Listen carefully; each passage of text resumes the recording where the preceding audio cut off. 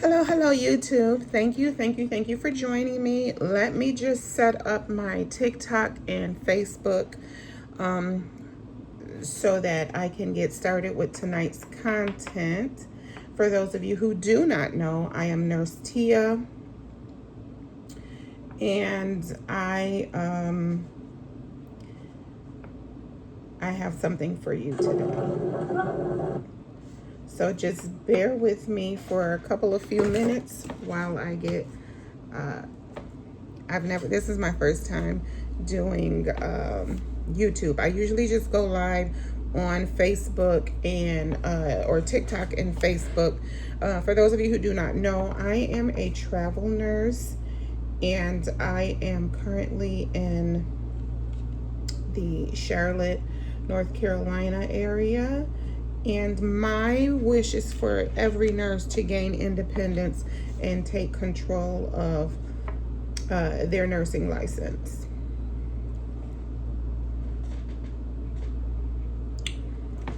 So yeah.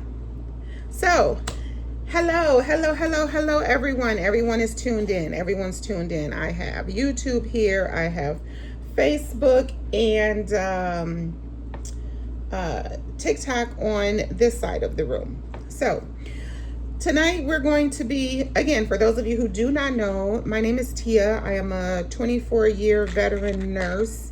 I've been in the healthcare industry for more than half of my life. I've traveled within these United States as a travel nurse. I've seen a lot. I've experienced a lot. I've done a lot. I've want to share some of the things that I've learned along the way because my heart is with nurses, of course. I want for us to, hey baby, gosh, I need to talk to you. I want for us to all gain our independence and do away with those who have been enslaving us. Tell me you don't feel like a slave. Anyhow, tonight, what we're going to be talking about are 3 ways that I use my nursing license to create multiple streams of income. This is not something that I read about. These 3 ways that we're going to discuss are not things that I read or saw in someone else's platform or on someone's platform. These are things that I have personally done. I have completed these tasks and I made money doing these 3 things. What I want to share with you guys is that your nursing license is an infinity of money makers. There's endless ways for you to make money and have different streams of income with that one nursing license that you have. And I just want to share some of the ways that I have made money other than going and working for someone else and being miserable. And I'm not saying that everyone is miserable when they're working for someone else, but yeah, that's not my thing. It's not my gig. So for those of you who do not know me, my name is Tia. I am, like I said, I'm a 24-year veteran nurse. I've worked in just about every facet of healthcare that I can with my current credentials. I've done long-term care. Of course, if you're a licensed practical nurse, you're going to master long-term care. You're going to. There's no ifs, ands, or buts around it. You're going to master long-term care. I've done long-term care, med-surg, rehabilitation, corrections. I'm kind of partial to corrections because it allows me to be my authentic self. Sometimes I'm a bit of a mean girl, but it's okay. You have to protect yourself out here. I've done psych, mental health, clinics, home health, wound care, and the list goes on. So for those of you who are new to the field of nursing, you know that you're automatically deemed a teacher because that is part of your job, is to teach. That's going to come up a little bit later, you guys. So I've spent 24 years taking care of people. Actually longer than that, but in a professional manner. As a nurse, I've spent 24 years caring for people But somewhere along the way, I kind of lost myself, and I realized that I needed to also take care of my financial future. And being on someone's time clock is not always the way to go. Okay. I used to think that a way out was for me to work goo gobs of double shifts and leave one 8-hour job and go to another 8-hour job. All that does is all that did for me was keep me afloat. It did not create the level of independence that I was seeking. So eventually I learned something, and I'm hoping that you learn this as well. A nursing license is one of the most versatile licenses that you can have. Now, of course, the healthcare industry will not share that with you. They don't let you know that you are the talent. You are everything in these facilities.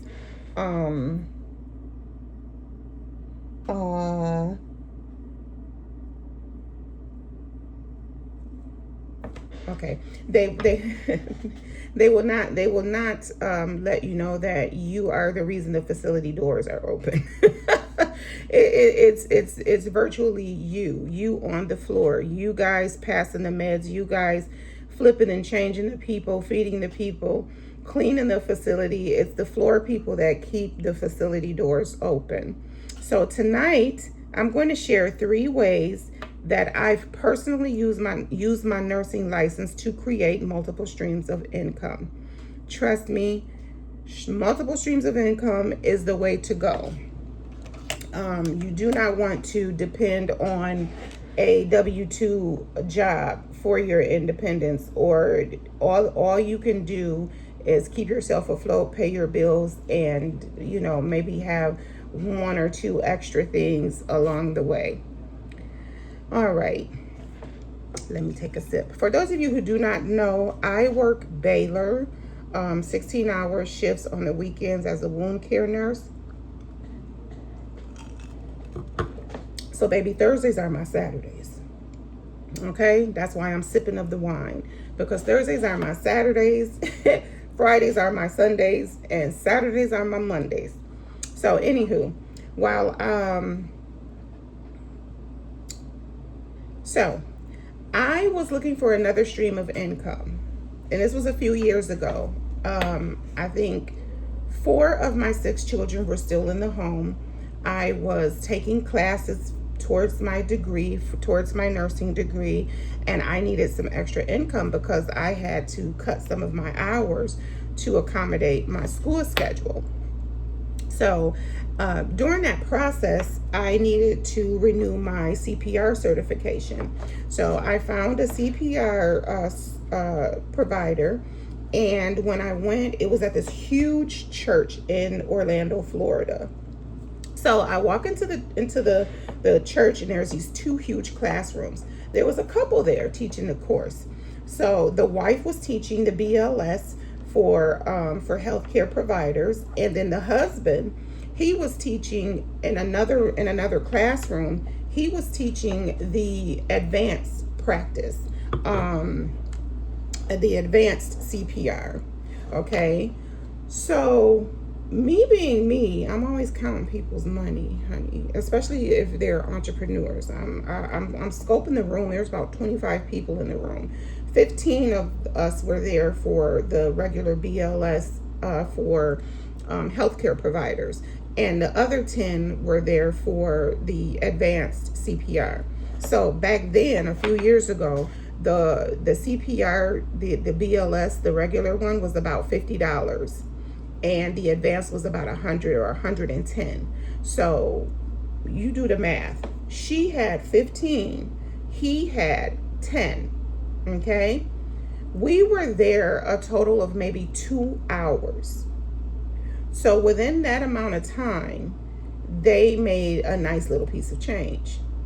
2 hours of work, no stress, no demanding family members, nobody chasing them down, no huge amounts of documentation, no risk for your livelihood, your freedom. So, anywho, they printed up our CPR cards and everything. And I asked the female, I asked her, I said, hey, I'm a nurse. How can I teach CPR? I do lots of codes. I mean, it's a Tuesday for us to have a code. It's not a big deal. She said, oh, it's very difficult and it's very expensive. You don't want to get into it. That aggravated me. Because, bitch, don't play in my face. So, when I left there, I scoured the internet. And I really did have to scour. I went to the American Heart Association and I kept running into classes, but not the instructor's course. Eventually, I did.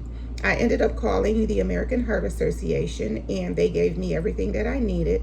The course was not that expensive, you guys. So I'm going to tell you, I had to invest in the course. And back then, it was probably maybe $400.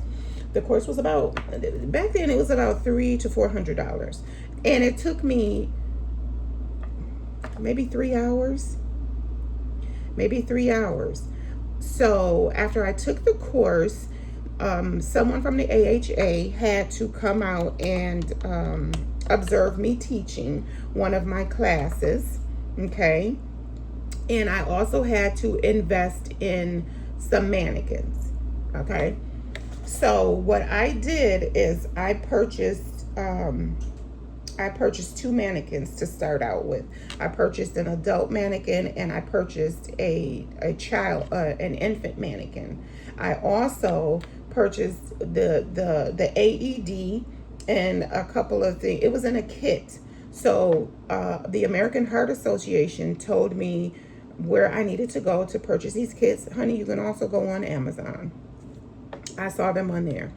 But that was the largest part of my investment was the course and of course the mannequins. And I made money with it. You don't have to put a lot into the marketing because the American Heart Association does that for you. But I'm going to be honest with you. This is a real business and you really should go ahead and do your own marketing on top of their marketing for you, because what people tend to do when it's time for them to have to renew their CPR is they put in their zip code and the AHA will match that to all of the people in that zip code who teach CPR. So you can go that route, but I'm a travel nurse. So I don't know why I can't for the life of me fathom why I did not utilize this as I was on the road. I know nurses from Michigan to Florida, from Nevada to Maine. I could have been doing this online. Think about it. It's something to consider. It is absolutely something to consider. So after I did all of my research, took the course and went ahead and purchased the mannequins, I started teaching the classes. Now, let me tell you something. You may think that it's only healthcare providers who need CPR, but it's absolutely not just healthcare providers. You have daycare centers, you have amusement parks, you have students, you have some of the larger restaurant chains. Some of them like for their employees to have CPR under their belt. And the amount of money that you can make is endless. I cannot tell you how many people that I met doing CPR as a course, quit their jobs and made that into a full-time business. I don't know why I didn't do that, but to do something like that, you really do need to market. And I really do think that I would have benefited much better had I done more marketing and cut away some of the time from me working on the floor and invested a little more time into marketing my CPR business. That's one of the things that I regret. Can you make money with CPR instruction? Absolutely. You're already comfortable. This is something that you do on a regular basis. Thank you, baby. And you're already a teacher anyway. You're already a teacher. So if you go into a large facility and you get a contract with a large facility, you're in like Flynn. You're good.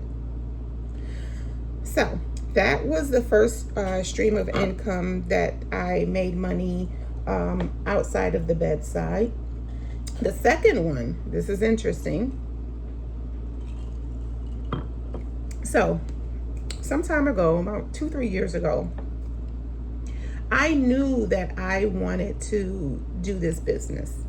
I just didn't know how I was going to go about doing it and how I was going to start and when I was going to find the time, because I had a full-time job at the time, and I needed to figure these things out.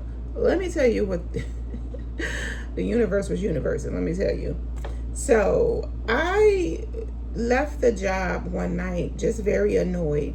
If you've ever worked in a nursing home, you know exactly what I'm talking about. It was a Friday going into Saturday. So Friday is hospital dump day, right? Friday is hospital dump day. I don't care what state you live in. I don't care what state you're in. I've traveled to many, many states within these United States, and every state, Friday is hospital dump day. So if you don't get an admission on any day of the week, baby, you're getting one on Friday. And sometimes they're going to happen after the office hours. So it could be second shift. I've had an admission on 11 to 7 shift, which is a nightmare, but it happens. So it was a Friday. They admitted all of these people all at once, something like 5 or 6 admissions. And you know that means that the admissions are probably not completed. So 11 to 7 has to make sure the admissions are complete, the orders are correct, and everything is lined up for this patient so that the medications are delivered, because no nursing home has a pharmacy. So on top of all of that, we had several patients that were admitted that required one-on-ones.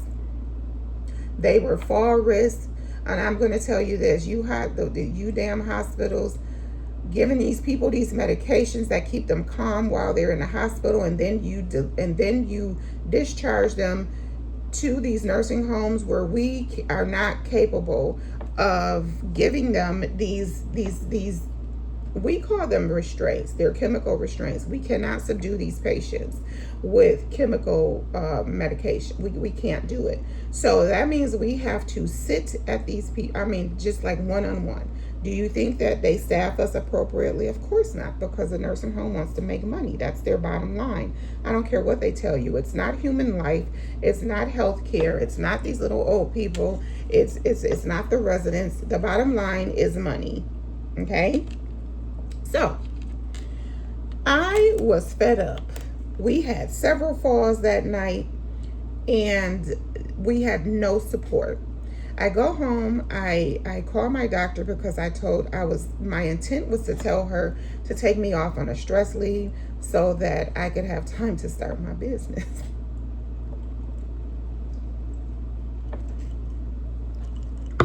She told me about some labs of mine, which caused me to have to go to the hospital, get admitted. While I was in the hospital, I sat there and I took a body contouring course and a lymphatic massage course. Yes, I was in the hospital that long because I failed to take care of myself, but that's another live.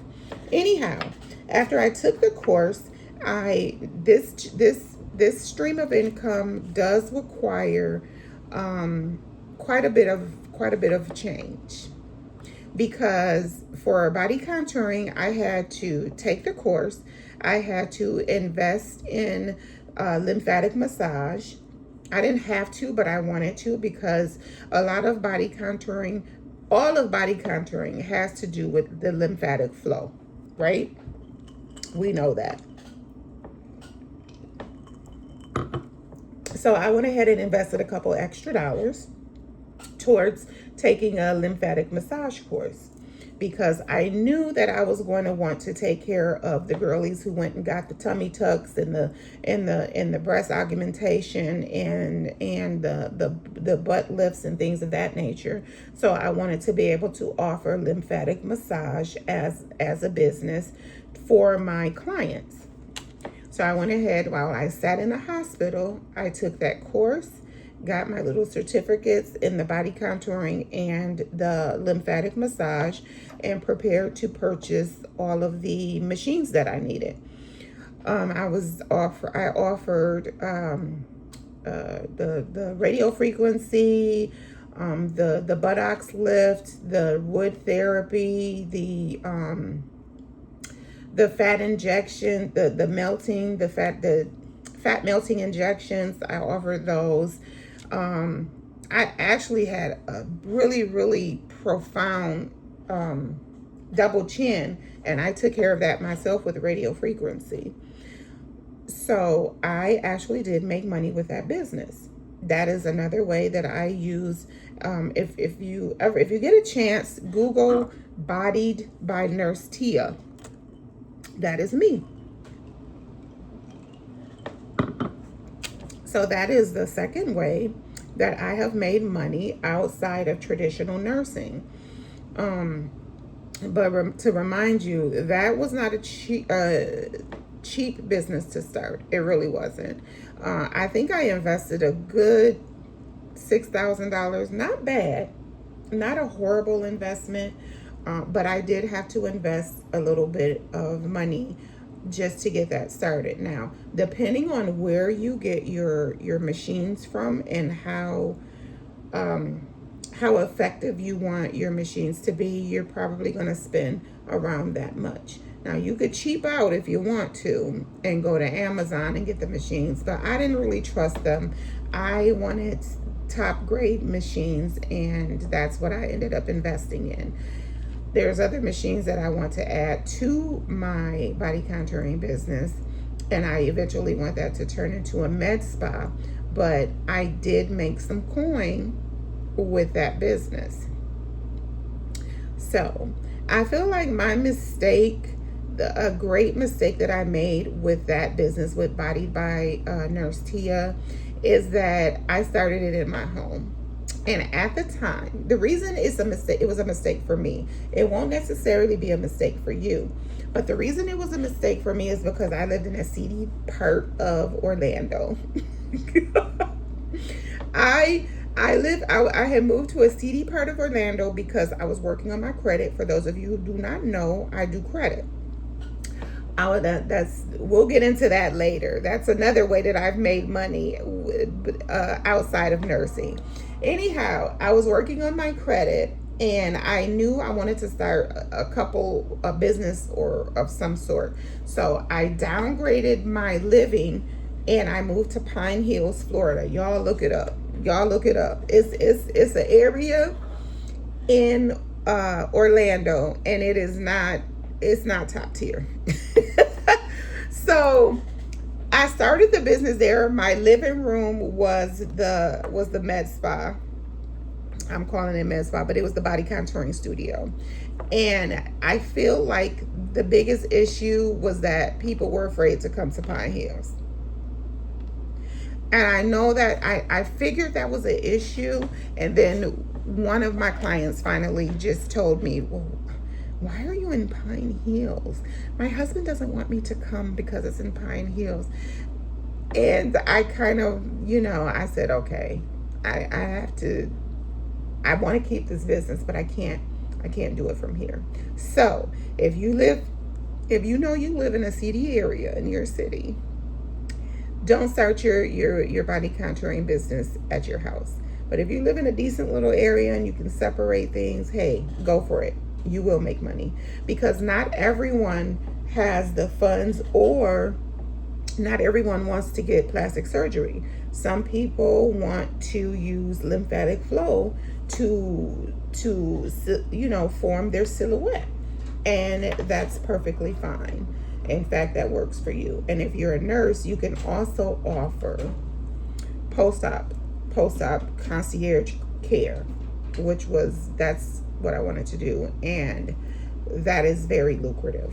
I made money. I did. So let's get into income stream number 3. This one is the least expensive to start. Okay. And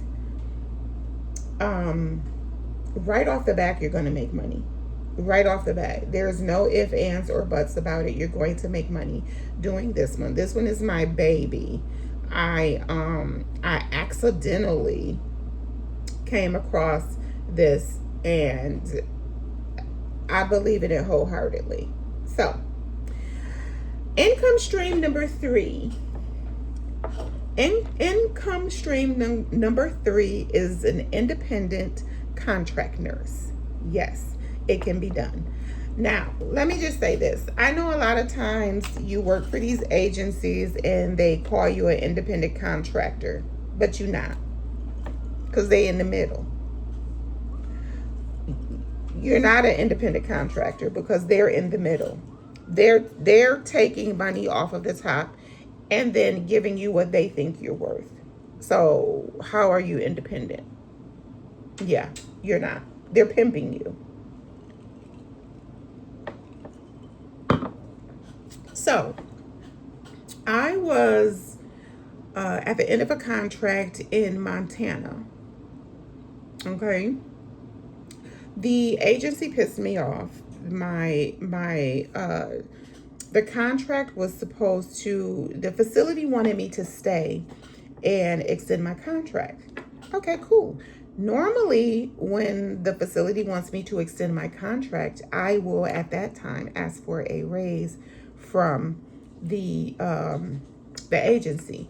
Reason being is because I'm saving the facility money. They don't have to train anyone else. They don't have to look for another staff nurse. They have one.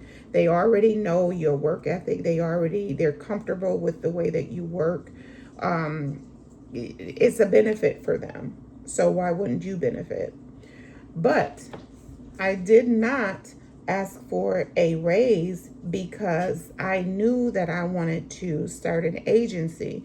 We'll talk about that another time. I knew I wanted to start an agency, which I did do while I was in a contract in Montana.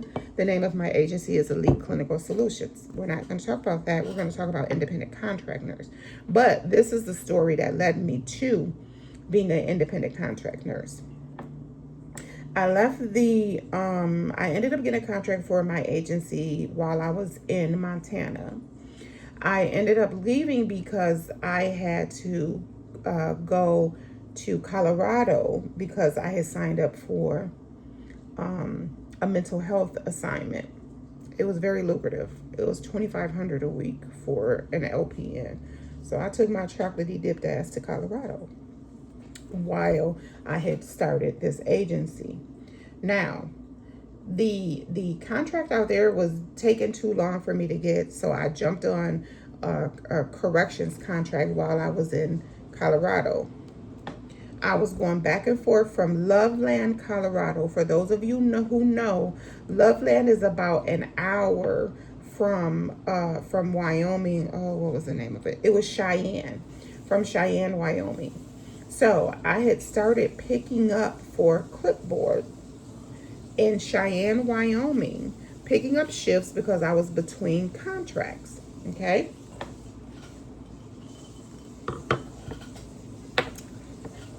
The director of nursing came to me and she said, "Hey, can you come on staff?"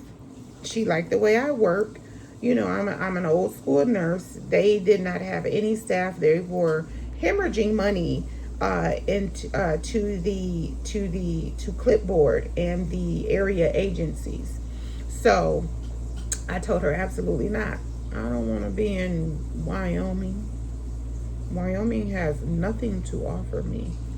I'm only here waiting for a contract in Colorado. But I went back to my hotel that night, and I wasn't sure when I was going to be accepted, or even if I was going to be accepted for that contract in Colorado for the mental health. So I emailed her and I said, "Listen, I cannot come on staff But what I can do is I can contract independently for 12 weeks, 3 days a week, and I gave her the rate.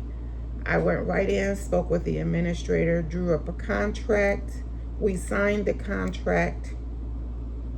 It was just that easy, you guys.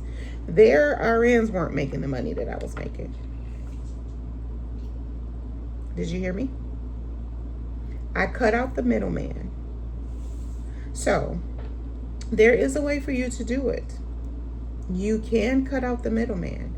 And I'm going to tell you, it was not easy for me to get my hands on the contract, on the billable rates, but I got them. It took some time. I got my hands on the billable rates for every single state. And I played, I looked at the billable rates. I looked at what the agencies were paying me, and I already knew that they were either charging 1.5 at a minimum extra on up, depending on the rate for that state. So all I had to do was undercut the agency, and I still made money. A nice piece of change. Yeah, you can do it. You can do it. After asking myself if the facility is already paying a rate and they are already happy with my work, why not cut out the middleman? If I could do it, all of you can do it. Why not cut out clipboard? Right? Why not cut out NERSA and get 10 or 15 more dollars an hour? You're still saving the facility at the minimum 20%. I don't know why I didn't do this earlier. My biggest fear at that time, when I was considering the independent contract, my biggest fear was the word no. Who gives a fuck? If one facility says no, that doesn't mean the rest of them are going to say no. The word's going to get around. The word's going to spread. Yeah, we're saving 25% with an individual, with a nursing independent nursing contract. Just because people are not doing it now doesn't mean they're not going to do it. It just takes more nurses to have courage to step out there and cut out that middleman. So, the fear of rejection. Who cares about rejection? I always tell myself sometimes rejection is protection. So if one person says no to you, if one facility says no, one administrator says no, move on to the next. Someone's going to say yes. Someone is going to take your pay rate and they're going to say yes. And that's going to be it. Just like it's it for me. That's all I needed was one yes. Excuse me. Looking back now, I feel like my biggest mistake was allowing fear to seep in the first place. It kind of slowed me down. So have no fear when you're going in and you are bidding on a contract for yourself, because the odds are you're going to underbid every agency that they're paying at the present time, and you're still going to do better for yourself. Looking back, I should have been introducing my independent contracting services to every single facility that I went into, instead of me allowing fear to set in. I was afraid of them saying no. Like, I give a damn. You're the one that's missing out. You're gonna keep paying $100 an hour for me when you could be paying $50. It's your choice. So yeah, that was the third way that I made money outside of the bed. Actually, that third way, I was still on the bedside, but I had way more control over my income and the facilities that I went into, and I literally cut the middleman out and kept more money for myself. I stopped waiting for permission and I started creating opportunities. That's what I think nurses miss nowadays. We wait for permission. We wait for people to tell us what to do with our license. We wait for legislator to tell us what we can do, when a lot of times we can go and investigate and just start moving on our own. And you do not have to be an RN to do this. You can do this as a CNA or an LPN. All right. Now, because so many nurses have been asking me questions about independent contract nursing, I am currently putting together a workshop. The workshop will be it's going to be less than $50. I just want to get this information out and let you guys know that you are the prize and you can do this, and you can cut out the middleman and keep more money in your pocket and gain more independence. You worked hard for this license or certification. You worked hard for it, and we continue to work hard. So why not keep most of the spoils for ourselves? Thank you so much for joining me. I appreciate your time. You could have been anywhere right now, but you're here with me learning 3 of the ways that I have made money outside of traditional nursing.